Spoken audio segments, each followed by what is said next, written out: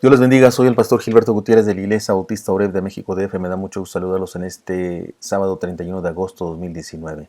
Primero el Evangelio, es decir, el mensaje del primer Evangelio, el Evangelio de Marcos, capítulo 38 hoy de nuestros devocionales.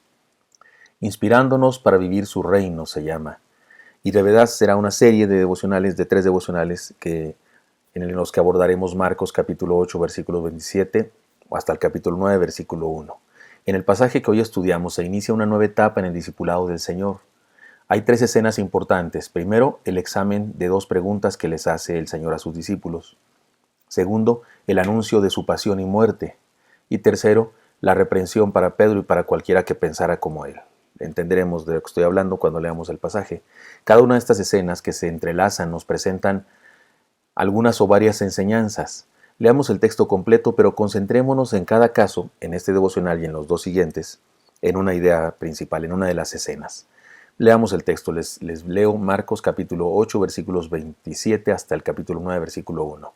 Salieron Jesús y sus discípulos por las aldeas de Cesarea de Filipo, y en el camino les preguntó a sus discípulos, diciendo, ¿quién dice la gente que soy yo? Ellos respondieron, unos Juan el Bautista, otros Elías, otros uno de los profetas. Entonces él les preguntó, pero vosotros, ¿quién decís que soy yo? Respondiendo Pedro le dijo, tú eres el Cristo. Él le mandó enérgicamente que no hablasen a nadie acerca de él. Luego comenzó a enseñarles que era necesario que el Hijo del Hombre padeciese mucho, que fuese desechado por los ancianos, los principales sacerdotes y los escribas, y que fuese muerto y resucitado después de 3 días. Les decía esto claramente. Entonces Pedro le tomó aparte y comenzó a reprenderle. Pero él se dio vuelta y mirando a sus discípulos reprendió a Pedro diciéndole, quítate de delante de mí, Satanás, porque no piensas en las cosas de Dios sino en las de los hombres. Y llamó así a la gente juntamente con sus discípulos y les dijo, si alguno quiere venir en pos de mí, niéguese a sí mismo, tome su cruz y sígame. Porque el que quiera salvar su vida la perderá, pero el que pierda su vida por causa de mí y del Evangelio la salvará. Pues ¿de qué le sirve al hombre ganar el mundo entero y perder su alma? ¿Porque qué dará el hombre en rescate por su alma? Pues el que se avergüence de mí y de mis palabras en esta generación adúltera y pecadora, el Hijo del Hombre se avergonzará también de él cuando venga en la gloria de su Padre con los santos ángeles. Y también les dijo, de cierto os digo que hay algunos de los que están aquí presentes que no gustarán la muerte hasta que yo haya visto que el reino de Dios ha venido con poder. Esto es el pasaje completo, pero insisto, son 3 escenas diferentes y abordaremos una cada devocional. Busquemos la enseñanza de cada una de estas escenas, pero el día de hoy, la primera, la pregunta, el examen que les hace a sus discípulos, el examen de fe. Para Jesús era importante saber lo que sus discípulos creían acerca de él. Aunque la primera pregunta tenía que ver con la opinión de la gente, es un hecho que el Señor buscaba la opinión de sus discípulos. La respuesta de Pedro fue una revelación extraordinaria. La palabra Cristo o Mesías no se usa en el Evangelio de Marcos hasta este versículo. Desde Marcos capítulo 1, versículo 1, no se ha hecho alusión al origen divino del Señor. Definitivamente el Señor Jesús decide en este momento de su discipulado iniciar un nuevo nivel de revelación para sus seguidores y los desafía a declarar su fe en Él. La opinión que tengamos de Jesús es importante.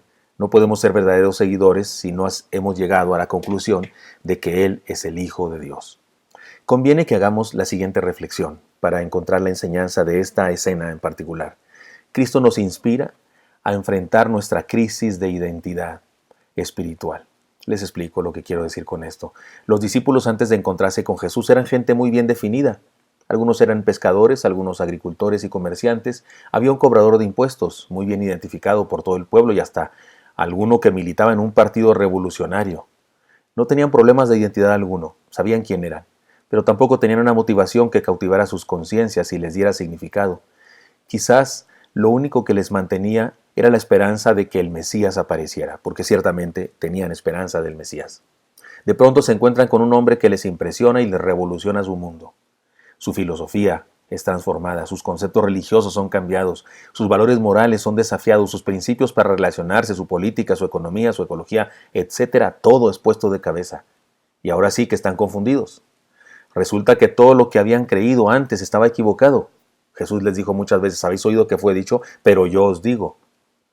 Dejan temporalmente su actividad y se someten al discipulado de un fuera de serie que les habla de un mundo y un ideal que está más allá de toda lógica y razonamiento humano. Sí que tienen necesidad de una terapia espiritual que les ayude a encontrar su identidad. Ahora sí están en crisis. Es por ello que nuestro Señor les hace dos preguntas trascendentes. ¿Quién dice la gente que soy yo? ¿Y quién dicen ustedes que soy? La misma pregunta, pero en dos niveles distintos. ¿Qué es lo que han oído de mí? El primer nivel. Y después, ¿qué tanto ha influido la gente en ustedes en cuanto a ese concepto de mí?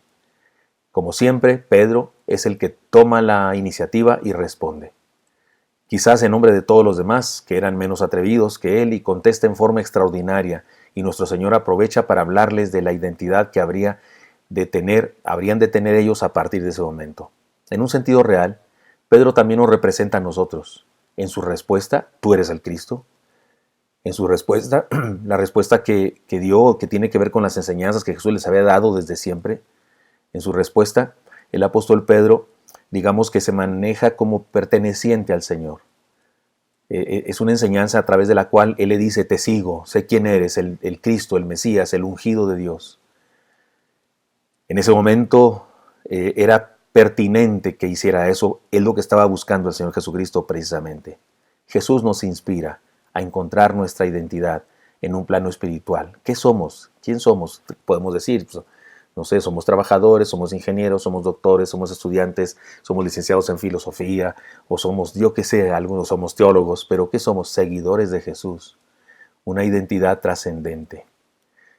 Las enseñanzas que les dio a ellos en aquel momento son las enseñanzas que nos quiere dar a nosotros también ahora al leer este pasaje que nos narra este encuentro.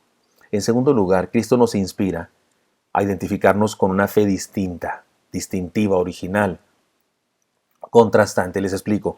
Al comparar este pasaje con lo que dicen otros evangelios de esta misma narración o de este mismo evento, resulta interesante notar el lugar que escogió nuestro Señor para hacer aquella pregunta a sus discípulos. Cesarea de Filipos, una ciudad a la que Felipe el tetrarca llamó así en honor a César, y para distinguirla de la otra Cesarea, llamó Cesarea de Filipos.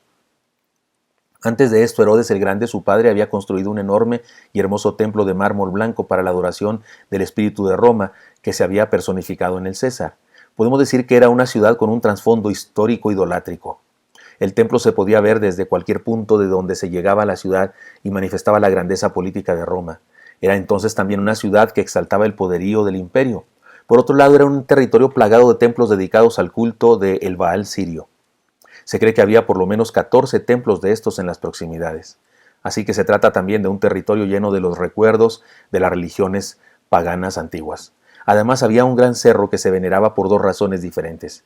En el cerro había una caverna de donde emanaba un río, y por un lado los paganos decían que ahí había nacido el dios Pan, y esa era la razón por la que antes se llamaba a ese lugar Panías.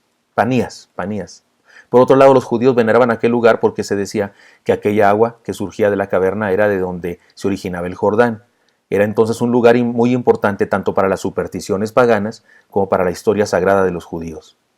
Lo extraordinario de esto es que justamente en ese lugar, cargado de contenido religioso pagano y judío, donde se podía respirar, además de ocultismo, la vanagloria del poderío político romano, es donde Jesús de Nazaret, el hijo del carpintero, el sencillo maestro que había nacido en un humilde pesebre, un hombre sin un centavo en la bolsa, con un grupo de 12 hombres comunes, como se dice, pocos y mal armados, un revolucionario sin violencia, un líder perseguido por la religión judía, uno contra el que se estaba tramando en ese momento preciso estrategias para matarlo, tiene el atrevimiento de levantarse en medio de aquel significativo lugar y desafiar a los hombres que le acompañaban a darle la espalda a cualquier otro dios, que le dieran la espalda a cualquier otro dios. Idea, religión, lealtad, lo que fuera, y aceptaran identificarse con él y solo con él. Eso es justamente lo que hizo cuando les preguntó, ¿y vosotros quién decís que yo soy? ¿Qué dicen los demás y qué dicen ustedes? ¿Saben a qué se parece? No todos ustedes son mexicanos, pero en la Ciudad de México hay un zócalo, una plaza principal, y ahí está el Palacio de Gobierno, y está también las ruinas de la antigua religión de México, de los antepasados aztecas, y está también un templo de la religión popular. Y por ahí en el Zócalo hay gente haciendo limpias, haciendo brujerías con incienso y con hierbas y con huevos de gallina y haciendo brujerías a la gente. Y hay por ahí diferentes locales de tiendas donde hay una santa muerte, una imagen de la muerte. Es decir, ahí en el Zócalo convergen todas las religiones, supersticiones e ideas. Y es como si ahí en el centro del Zócalo Jesús dijera a los que están ahí, ¿quién soy para ustedes? ¿Están dispuestos a seguirme a mí y darle la espalda a todo lo demás? No quiero faltar de respeto a nadie diciéndole de algunos otros lugares famosos en el mundo en donde posiblemente Jesús se pararía y le diría eso a los seres humanos. Pero ¿sabe qué? Lo hace, lo sigue haciendo. Ahora mismo lo hace con usted y conmigo. ¿Quién dices que es Jesús? ¿Quién es Jesús para ti? ¿Quién es Jesús para nosotros? Cuando podemos contestar correctamente esta pregunta, nos encontramos con el fundamento de nuestra identidad, una identidad que nos distingue de cualquier otro credo, una identidad gloriosa que en medio de cualquier contexto religioso, político, filosófico nos hace emerger como diferentes, contrastantes. Vivimos en una sociedad inmersa en el engaño de la nueva era, una sociedad donde la religión popular es una mezcla de cristianismo deteriorado de la Edad Media y el paganismo de nuestra raza prehispánica, una sociedad en donde somos minoría. Indudablemente, al caminar por las calles podemos notar decenas de templos en donde la ignorancia y la idolatría se mezclan. En los medios masivos de comunicación se esparcen toda clase de ideas paganas, religiones orientales, parapsicología, brujería, santería, espiritualismo, etc. Y es en este contexto en el que Jesús nos sigue llamando a identificarnos con Él. Nos sigue desafiando a darle la espalda a todas las ideas que se oponen a su evangelio, aunque parezcan a su evangelio que no lo son. Nos sigue dando la oportunidad de adquirir una gloriosa identidad al preguntarnos, ¿quién soy para ti? Respondamos la pregunta con valor, es de Jesús para nosotros. Identifiquémonos con Él y comprometámonos a seguirle, dejando que nos renueve e inspirémonos en su presencia en nuestra vida. Recordemos esto con las primeras 3 letras de la palabra, Cristo. Compromiso, renovación e inspiración. Aceptemos su desafío. Y a usted, que tiene una fe diferente a la mía, no se ofenda, no se ofenda y por favor no deje de escuchar estas enseñanzas. Si usted encuentra que alguna de las cosas que dije usted no está dispuesto a aceptarlas, rechácelas y punto, pero sigue estudiando la palabra conmigo. Estoy seguro que le puede hablar Jesús. Yo no soy nada y yo no tengo derecho a decirle a usted que me crea, pero si usted lee la palabra del Señor y encuentra que lo que dice la palabra del Señor es un desafío para usted, acepte el desafío, porque el desafío es de Cristo por medio de su palabra. No tiene que ver conmigo, tiene que ver con su verdad de Dios. Espero que esto sea útil para usted y me encantaría encontrármelo el día de mañana. Hasta pronto.